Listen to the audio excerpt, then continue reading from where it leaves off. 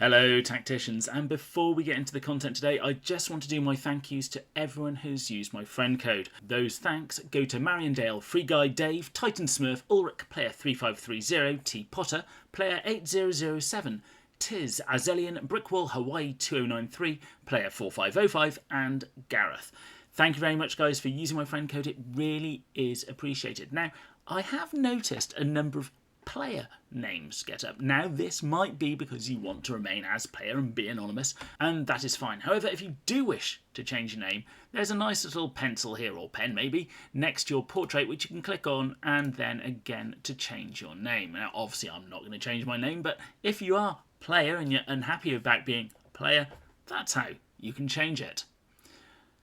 As you can see, I am very close to the next power level, and I am holding off any upgrades at this moment in time, even though I have got a number of characters who could do with upgrades, because I am going to save up that energy, that extra 130-ish energy that I'll get, for use in the next character event that is coming. So, I actually did a live stream last night, and if you missed it, well, it should still be in the videos tab if you want to record it, but the idea was I was to play through the final chapter of the Samhain event, which wasn't much of an issue. Apart from the final level, I charged too far forward and lost one the first time round, and then I used all of my scrolls to try and unlock Ahriman, and unfortunately I failed.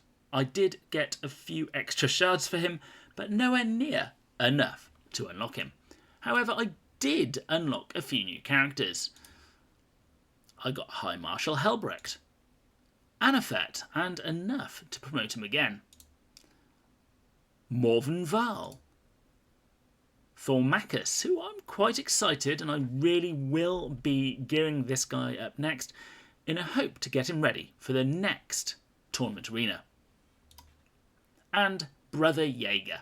Overall, I was fairly pleased with all the characters that I unlocked, but there are characters that I want that are still evading me, and they are Marneus Calgar, Celestine, and Ahriman himself. Now, I am farming Celestine, and if you want to know how to farm Celestine on an elite mission, I have a video already recorded in my history. Out of the final two, I will be focusing all my efforts on getting Ahriman. I really think he is a fantastic character just by looking at his statistics. I haven't actually played with him yet, but I will have a look at him on the test server to see how well he could probably do in all the various arenas of this game. So here we are on the test server, and we're looking at Ahriman at level 26 and at silver. Now he has the standard Weaver of Fates, where if 3 or more enemy units have taken psychic damage, he will always do the maximum possible damage with his attacks and abilities in that turn. And he of course has flying because he's riding on that lovely disc of Tzeentch, and unsurprisingly he is a Psyker. His active ability is Doombolt, where he will do a minimum of 3 lots of 209 to 277 psychic damage, evenly distributing the hits between all enemies within 2 hexes.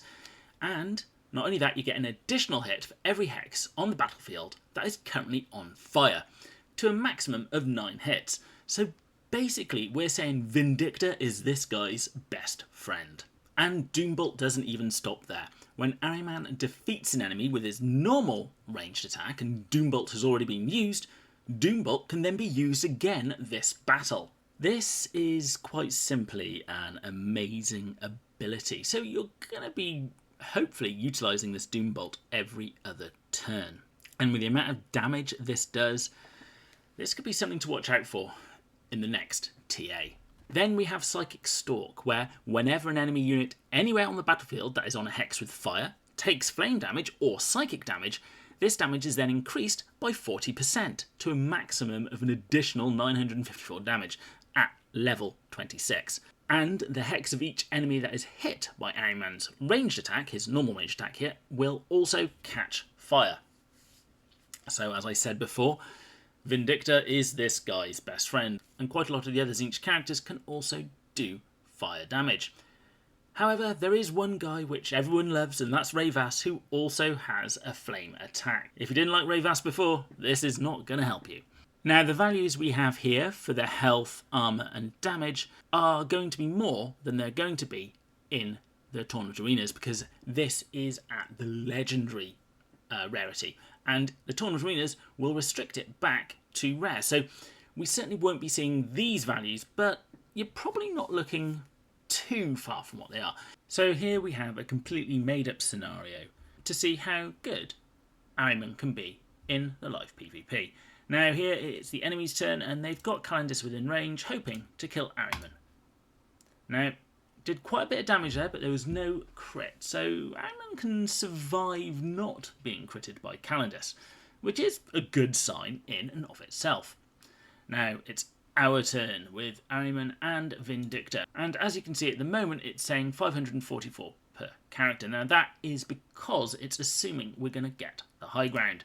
If we move forward one step, you'll see that the closest to will be going to 363, and this is because the psychic damage has a 100% pierce ratio, and as such, Bellator's armour doesn't really count here. So I'm going to move forward one, but I'm not actually going to be using his normal attack, because we're more interested in Doombolt. And before we do anything else, Vindicta is going to light up the world with her flamethrower, giving us an extra 3 squares of flame. Now we can't actually see these additional 3 hits within Doombolt, but we do know that these 3 will take this up to 6 hits of 147 to 196 damage, distributed evenly between Calendis and Bellator here. So let's see what damage he can actually do.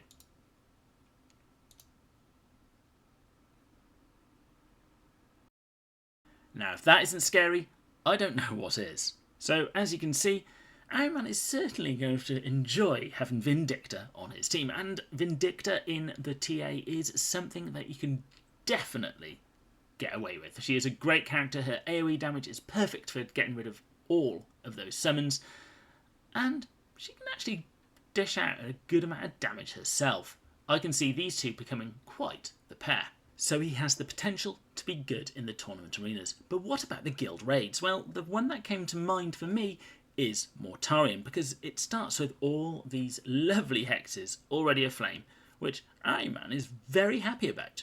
So if we move our characters forward, we're not going to be very careful here, we're just going to move them forward. We just really want to see what happens when the Neurothrope and Ahriman work together. So that's fine. The first attack we'll do will be with the Neurothrope to get the Parasite on board. Now we can use Ahriman's Doombolt to basically attack the maximum of 9 times, and if we really wanted to, we'd move Eldarion across as well to get the benefit from him too. So 9 lovely attacks, with the Parasite being added only the one more time. Now, I suppose we have tested this before, this is not unexpected. But obviously with Eldarion going in as well, that would go up to a 3rd time as well. And if you have Vindicta in this match, you'll obviously be keeping all these fires burning, which would then do more damage. And if there are indeed Plague Bearers summoned, maybe using someone like Yarick to summon in the troops and get some Plague Bearers you can kill with Ahriman. You kill one with Ahriman, and the next turn you've got your Doombolt active again. So I can see Ahriman, Eldarion, Vindicta certainly making a good team against Mortarion. So he's possibly good in TA. He certainly seems like he could be good in the guild raids. And as such, that means I'm going to be putting my 60 energy into very slowly farming this character over the next 5 months to unlock him. It's going to take a while, but I personally think it's certainly worth it. If you enjoy my content, I would be very thankful if you would at least consider using my friend code, as everyone who does use it really does help me out. And if you or your guild are looking for a new home, then please reach out to any of the guilds shown. It does say that we are full, but we have got a few spaces spare if you are looking for a new home. As always, please remember to like, comment and subscribe, and I'll be seeing you on the battlefield.